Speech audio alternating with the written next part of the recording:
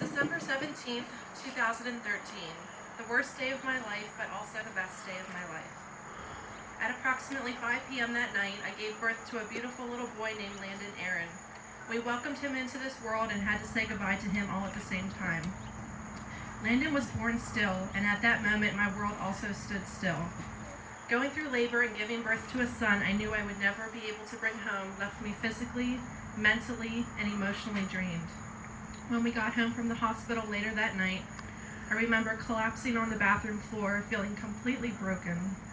As I hit my knees, I begged God to take this pain away from me. It was just too much to bear on my own. Prior to this day, I was your basic C&E Christian. I would show up to church on Christmas and Easter and the occasional Sunday throughout the year. However, that awful night quickly became the best day of my life because that was the day I recommitted myself to the Lord, and the desire to know Him more became my new focus in life. I began to attend church regularly, and for the next 2 years I experienced God's amazing grace work firsthand in my life. I began to grow deeper into relationship with Him, and it became very evident that His grace and peace were the only thing keeping me from spiraling into a deep depression as I continued to mourn the loss of our son. During the next few years, we struggled with infertility, and I soon started to struggle with thoughts of jealousy. Every time I turned my head, there seemed to be another pregnant woman. All these fertile women, and not only did I have to bury my son, now I couldn't even get pregnant.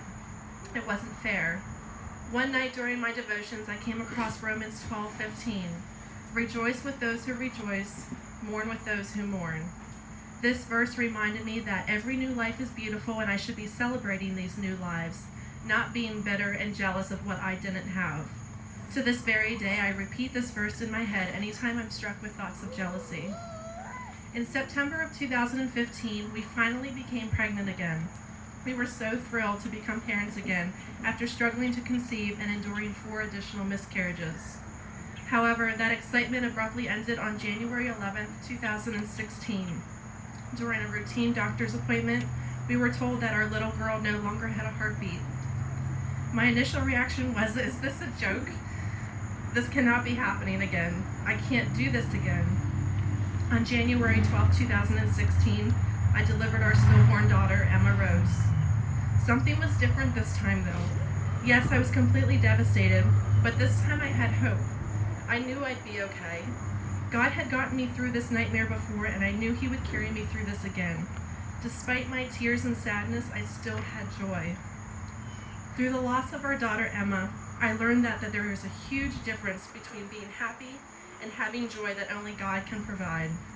I'm living proof that you can be sad, but still be joyful. I've learned that joy does not depend on my circumstances, but is eternal, and is something that no hardship could ever take away from me. Do I wish that I could have Landon, Emma, and all of our children in my arms right now? Absolutely. Every second of every day, I long to hold them. Would I change what happened? Absolutely not. God has used my trials and transformed them into blessings. Landon's death brought me back to God, and there's no earthly joy that could ever compare to my salvation.